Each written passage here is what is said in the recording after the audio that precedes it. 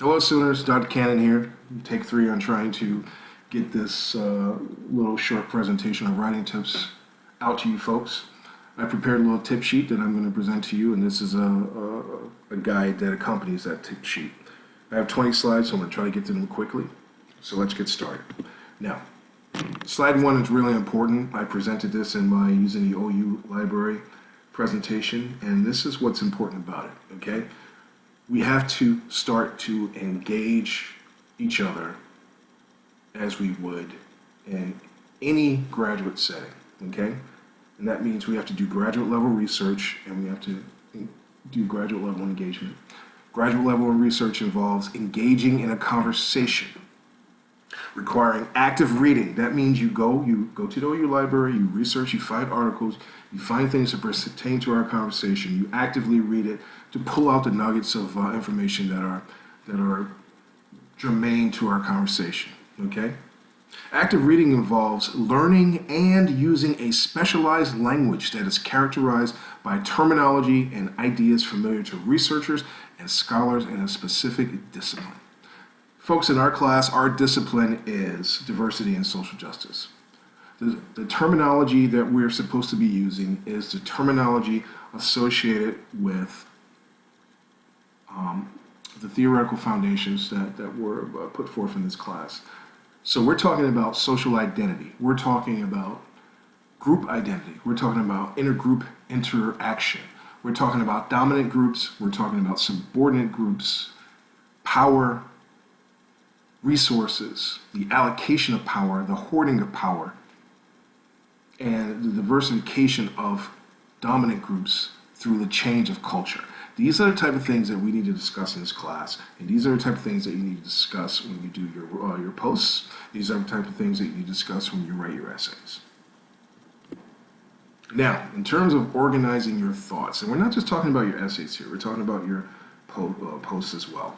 You want to say what you're going to say. You want to say it and you want to say it again. It's a simple concept. This is how you organize your essays, and this is how you organize your thoughts, okay? Now, in an essay, a typical format would be you have an introduction. This is where you say what you're going to say in your essay. In this essay, I'm going to discuss X, Y, Z.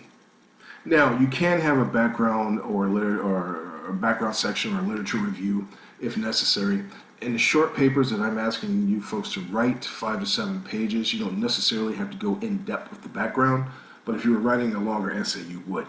But you want to supply supporting evidence for your topic. If you're going to say X, Y, Z, you want to tell me why you're saying X, Y, Z. And you can give it to me in 3 chunks. X, Y, Z is relevant. That's my introduction. That's what I'm going to say. And then I'm going to say it. X, Y, Z is relevant because of point 1, point 2, point 3. That's where I say it. You can have a little discussion if you have a longer essay where you're talking about the ramifications of the issue, what you recommend for future research, what you recommend for future courses of action, and then you do a conclusion. You say it again. In this essay, I have discussed X, Y, Z.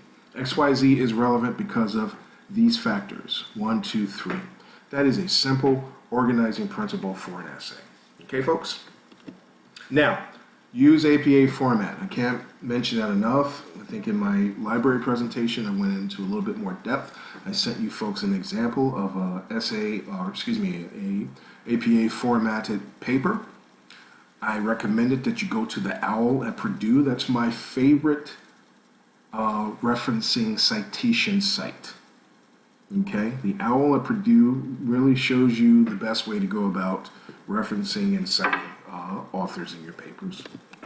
Use the OU library. I cannot stress that enough. I use the OU library on a regular basis. I use it at my job. I use it in my classes. I use it in my own writing. It is a valuable resource as you have access to it through your 4+4 IDs, and you should regularly use it whenever you're doing any type of scholarly activity. Now, as I mentioned, I prepared a tip sheet for writing, and this presentation is kind of a very brief introduction to that tip sheet. That tip sheet itself is a brief introduction to the concepts that I'm presenting to you, but it's just something for you to help you with composing your essays, okay? Now, one of the tips I offer is that you should work from an outline. Outlines are great because it's a very easy way to organize your thoughts and get them lined up the way you want them to be. I use outlines all the time. I use them again in my working environment. I use it in terms of composing papers, composing emails even. If I have to, I don't want to say I use an outline all the time to compose an email, but I use the framework or the thought of outline and composing emails at work because those are official documents. So you want to have an introduction, you want to have a background, you want to have supporting statements, you want to have a discussion, you want to have a conclusion. You can use those bullets to organize your outline. What I would say to you, though, is that when you actually write the outline, use complete sentences because those can be introductory sentences to your text, okay? So use an outline whenever you get a chance. You're going to write a 5 to 7 page paper for your essay. This is going to be in complement to your narrated presentation. You're going to expand on your narrated presentation. You're going to present new information. You're going to research it really well. And you can use an outline to organize those principles. Make it very simple. Okay? Now, reference your citations. Always reference your citations. I have noticed in some of the posts that we have, some of our colleagues and peers have referenced citations or authors, but without doing it properly. Okay? You want to get into the habit of properly referencing your citations. Here are some examples, and these are from the Taking Sides text. Okay? Edwards, 2015, noted. Failure has always plagued the federal government.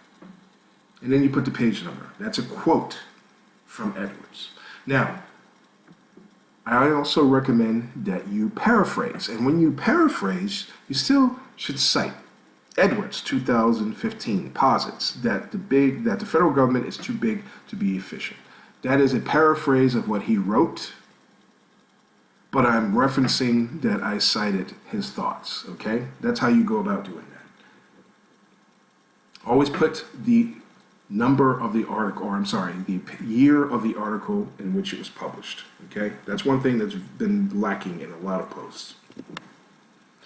Naked citations are a big problem. Do not use naked citations. Naked citations are when someone puts a citation into their text without explaining what it means or why it's relevant.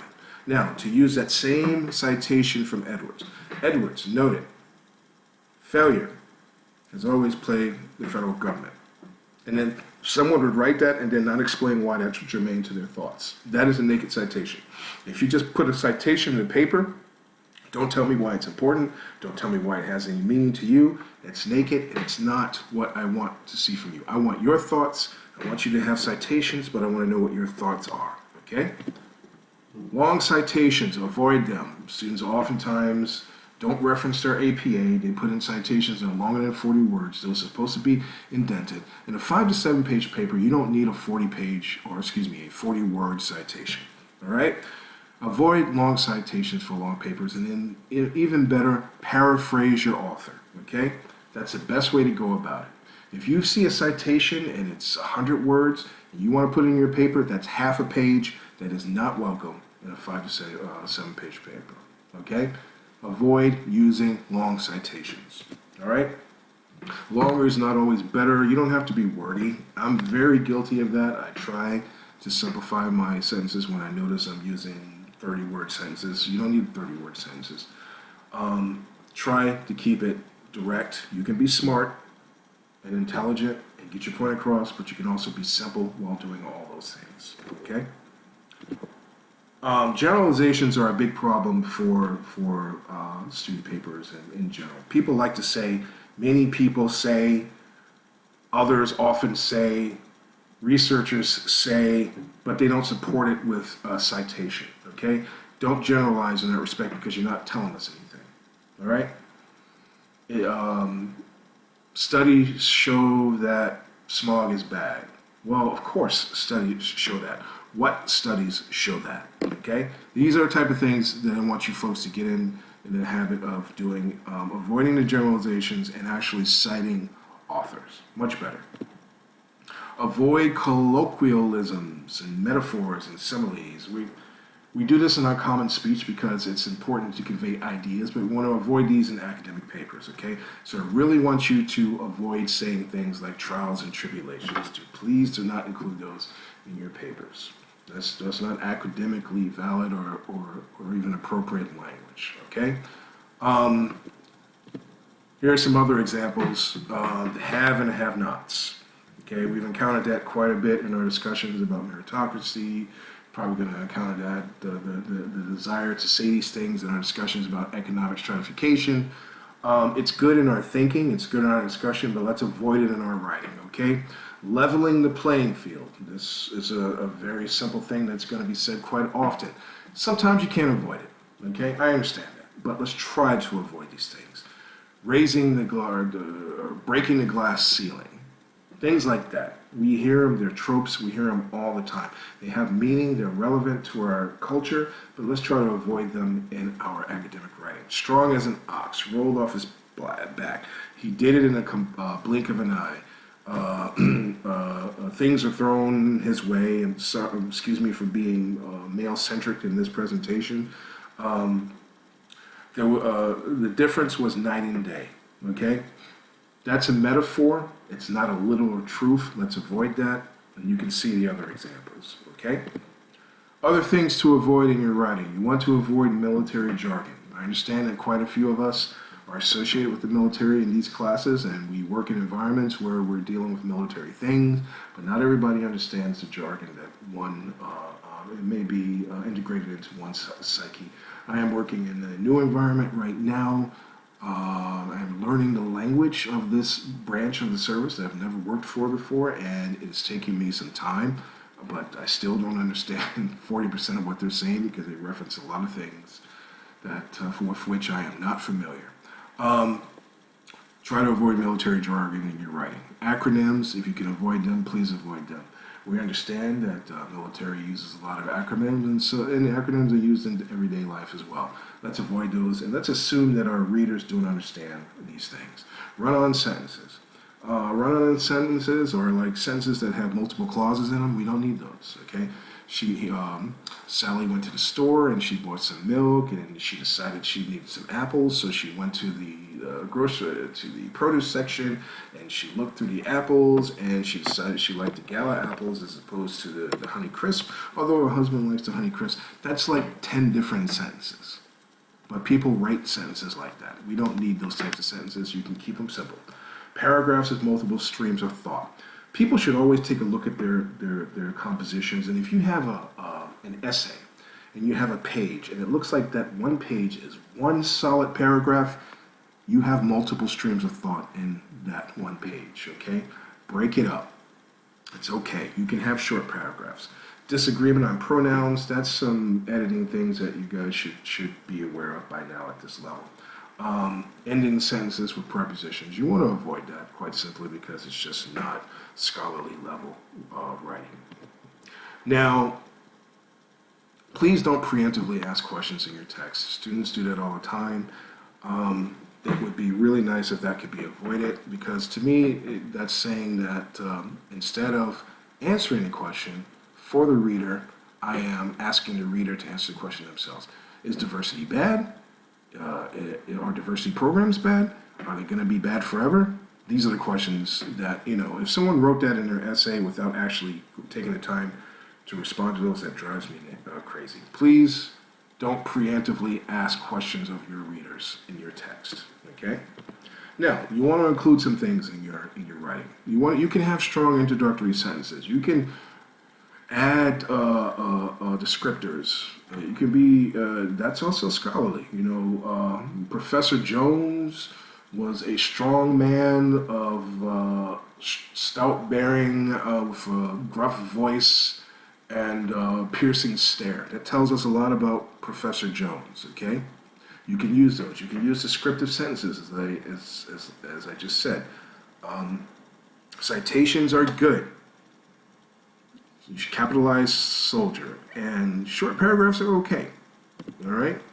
Now, just to summarize real quick.